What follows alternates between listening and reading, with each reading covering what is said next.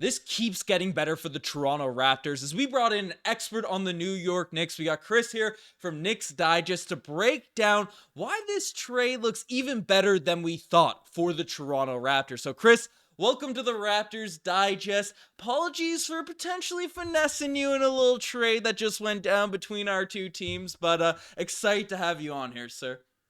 Ben, it's exciting to be here. I've been with Digest Media for 6 months now. Been waiting for this moment.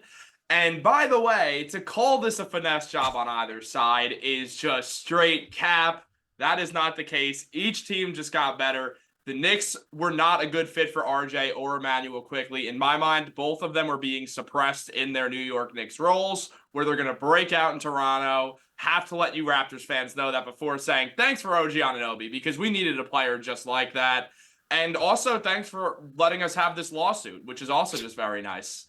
Well, we beat you in the trade. We're gonna beat you in the lawsuit here, Chris. Either But one of those you things said are a true. few things here about the trade. Players potentially breaking out. And obviously, we discussed things before we hopped on. But Chris, let's dive into one player. The first guy that sort of is probably catching the eye of Raptors fans, given the fact he's a bigger name, definitely in Canada, being drafted third overall, being a hyped up prospect, coming up throughout the ranks. But RJ Barrett's a guy that I know has a lot of Raptors fans excited, myself as well. He can slash, he can finish at the bucket, over people, around people. He's efficient at finishing, those buckets, has those floaters, goes left, but is pretty unstoppable going left. But the big question a lot of Raptors fans have regarding RJ Barrett is, can he shoot? I mean, I know pretty well everyone is sort of listening to Knicks reporters, listening to people that watch the Knicks day in, day out, talk about RJ Barrett's shooting, and his three-point shot, again, doesn't seem that horrible from the stats. I mean, 33%, 34% over the course of his career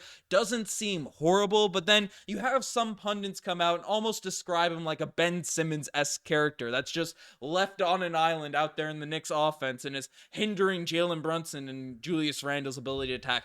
What's going on with RJ Barrett's jump shot, and should it be something Raptors fans are worried about? I mean, I think there's always just going to be that sense of worrying when you look at a guy like RJ who has been decently inconsistent from three. I'm a very big fan of RJ Barrett. I always have been. I've said for a while that I think one of the reasons why RJ has not fully broken out is because he's on a team with both Jalen Brunson and Julius Randle. Him and Randle are similar players. They both are going to go left or die trying. And essentially, now Barrett has the chance to attack the rim more with the Raptors. And obviously, you have Pascal, who likes to work inside the arc, and Pirtle's a non-shooter.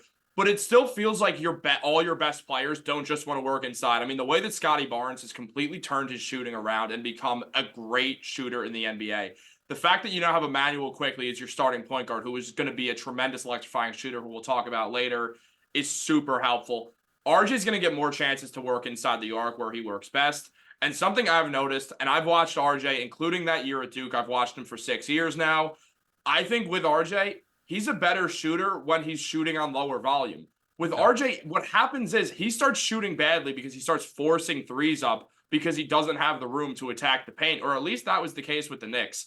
When he can get out in transition, he's unstoppable downhill. And once teams leave him that space, he has the confidence of, if you're going to leave me open, I'm going to shoot this and I'm going to make it. Mm-hmm. So with RJ, it's more than anything, if he can get those shots from the inside with Toronto, then the shooting's just going to come. He's good. If you let RJ just shoot 3 threes a night, say, RJ, take 15 shots, 3 of them are threes, he's going to make at least one of those threes per night. It's just when he gets in his own head because he can't get to the hoop, because Mitchell Robinson and Julius Randle are sitting on the low block. He has no space to work with.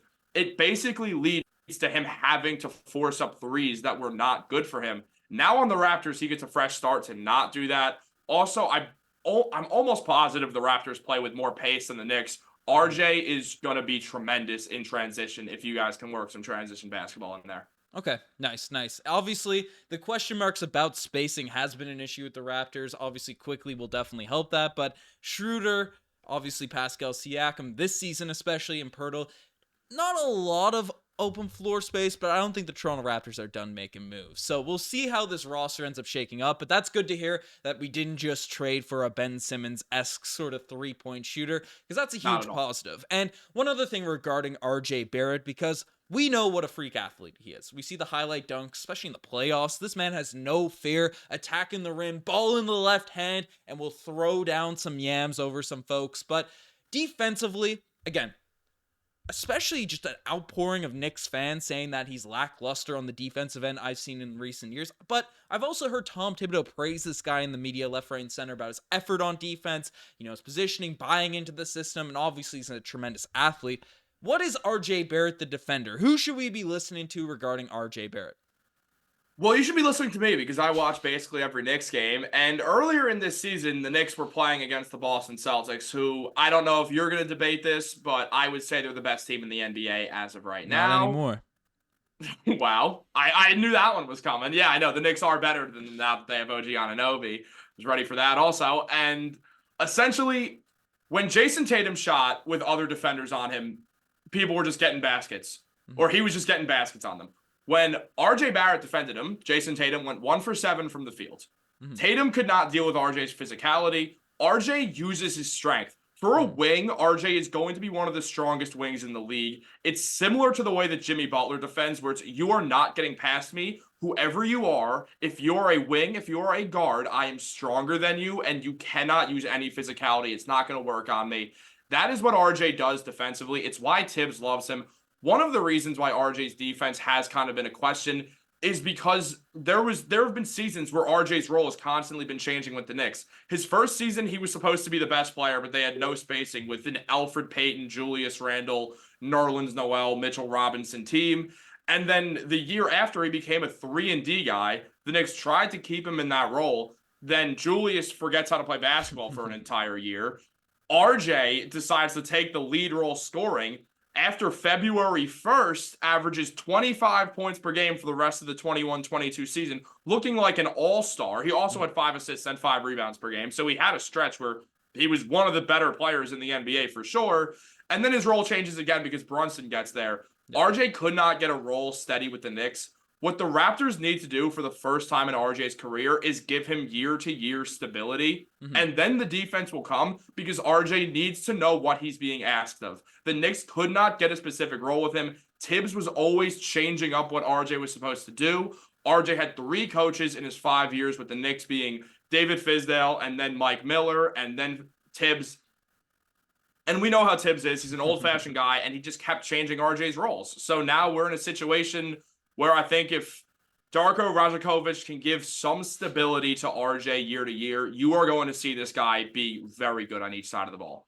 Old Rajakovic. Rajakovic, sir. The roasts are coming in the old comment section. I saw the laugh. I was like, I know I just butchered that one. I'm probably the worst pronunciator of names out here on YouTube, so it is what it is. But Chris, RJ, I'm pumped to hear that he's good. I'm pumped to see RJ. Canadian hometown hero coming home. But one name that's been thrown out as potentially the best player in this trade package, probably the most or least talked about name, I feel like, out of the 3 players, but potentially is the best, highest ceiling guy out of these 3 dudes, is Immanuel Quickley, because we know he's a spark plug. He hits jumpers, he's fast, he can facilitate kind of, even though the assist numbers aren't that high. Knicks fans seem to be very high on Immanuel Quickley. Obviously, the contract is something we'll discuss after, but who are we getting in Immanuel Quickley? You are getting a guy who is about to become absolutely unstoppable as a starting point guard in the NBA.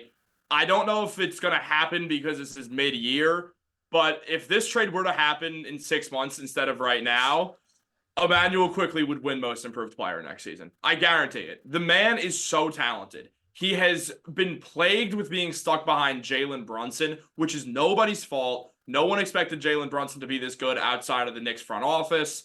It gave Quickley a tough role because here's the deal. He's sort of a combo guard, but he's better at being a point guard in the NBA. It's like Tyrese Maxey. It's the same thing. And that's actually his good friend from college in Kentucky. They played together. But really with Quickley, you're going to see a guy who, when he runs the floor, is just going to change up everything. He's going to really bring a pace to the Raptors that is going to be so great. Jakob Poeltl is a giant human being, aside from just being 7 feet tall. He is massive. I see that guy set screens. Quickley and him are going to work really well in screens. Quickley and Scotty Barnes are going to be running up the court and setting quick screens, and Quickley can throw lobs with the best of them. And I mean, as you said, the spark plug thing, when you think about players like J.R. Smith, who after he hits 2 threes, it feels like the momentum's shifted. Immanuel Quickley can hit one layup or make one pass, and it's like, we have the momentum. I don't know how he just did that.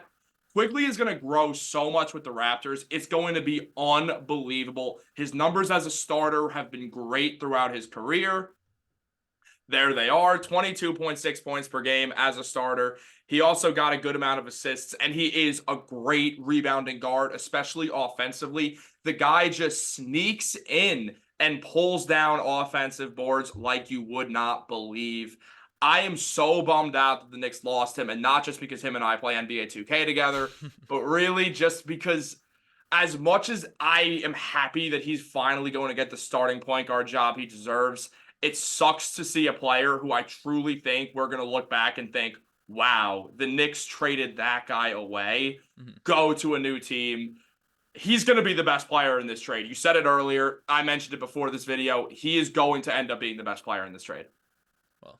I love to hear all of that because, frankly, the Raptors need more of a scoring punch at that guard position, a floor spacer, a guy that, we've had Kyle Lowry for so many years that made momentum swinging shots, right? Timely. Other teams are going on a run. It was a big reason the Raptors teams that might have been a little bit depleted of talent, relative to the other top teams in the league, but we'd grind out games because Kyle Lowry, even though he wouldn't put up, 30, 40 usually a night, but the buckets, the 19 to 22 he would get would be coming at the perfect moment. So having a guy like Quickley that can do that type of stuff will be a huge add to this Raptors team, but we know he can score. We know he's fast. We know he's a spark plug. And, the starting numbers, especially as a facilitator, have me very encouraged. But, he's a guy that's expected to probably get about $25 to $30 million in a contract extension entering restricted free agency this summer. I would be devastated, even if he's not that great in his first tenure with the Raptors, if we ended up letting him walk or he ended up leaving.